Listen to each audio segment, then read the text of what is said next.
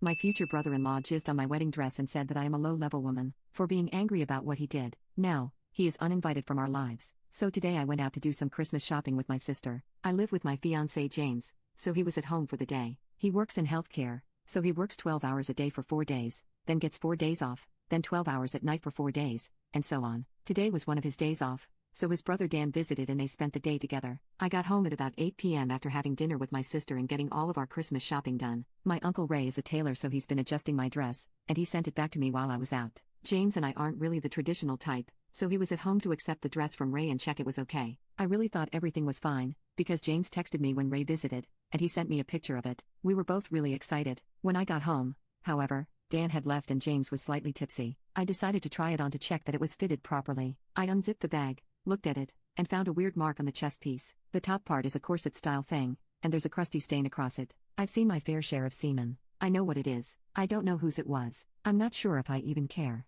I'm just disgusted. I don't want to touch it. I'm so humiliated that I don't want to tell anyone about it. I don't even know how to bring this up to James. I doubt it was him, which makes it worse because he doesn't have that close of a relationship with his brother, and that's the only other person it could have been, unless other men were in our house. I can't afford a new dress. I found this one in a sale for $215. What the hell do I do? Update 2 days later. I asked James if Dan saw the dress in person. The answer was yes. James told Dan where the dress was, and Dan went alone to look at it while James was on the phone to our local Indian takeout while they were getting dinner. The one silver lining is that he saved me some cheesy naan bread. I showed James the stain, and he quite literally went red. I've never seen him so angry before. Some choice words were said and I'd rather not repeat them. He spilled a lot about what Dan has been like in the past. Conclusion: Dan jizzed on my fucking wedding dress. The splatter pattern looks like cum. The substance looks like cum, and it smells like cum. I touched that poop with my bare hands. I really don't know what else to say now. I wish someone had snot rocketed a huge sneeze onto it.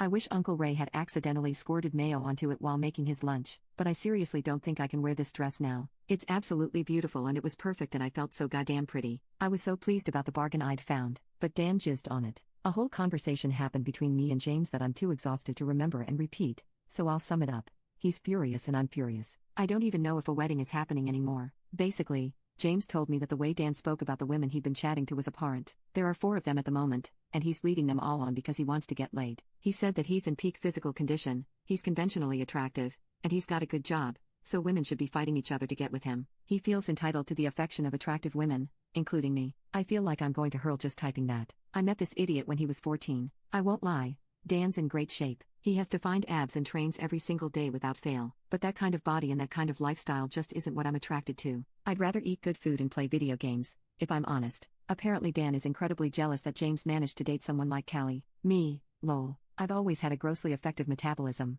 I don't work out, but I eat pretty healthily and go on a lot of walks. Meanwhile, James doesn't put effort into his physique, yet he managed to date me, who clearly puts so much effort into being beautiful. I don't. I don't wear makeup and I don't dress up. I haven't worn foundation since before the pandemic. James is in shape, mostly because he rides a motorcycle and that surprisingly requires a lot of thigh muscle. Dan has supposedly always believed that I was better than James because my grades were better and I was in better shape, and that I'd break up with him and move on once I realized that I was wasting my time. Fat fecking chance. What the hell do I do now? I obviously have a wedding to think about, but I don't even want to wear the dress. I don't even want the wedding anymore. If there's a wedding, Dan will be involved. I think he knows that I know what he did. He stood at my front door. He's been there for about 15 minutes. He keeps ringing the doorbell. At it too. He's given up. He was there for about half an hour in total. I think he's drunk again. I am too, but I think I've got a damn good excuse. I have a Ring doorbell and I just watched him piss in my flower bed and walk away.